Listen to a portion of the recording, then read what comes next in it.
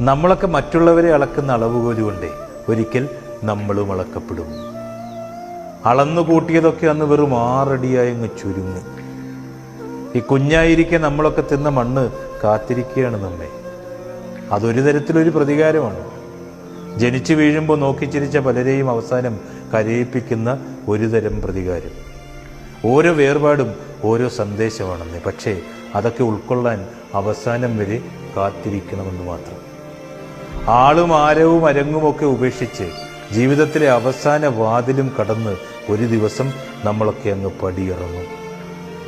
കൂടെ നടന്നവരും കൂട്ടുകൂടിയവരും പാതിയിൽ ഉപേക്ഷിച്ചവരും ഒരുമിച്ച് കളിച്ചവരും തനിച്ചാക്കിയവരും എല്ലാം മറന്ന് ചിരിച്ചവരും ദുഃഖം കൊടുത്തവരും അത് തന്നവരും 3 പിടി മണ്ണൊക്കെ വാരിയിട്ട് മാറിയങ്ങ് നിൽക്കും.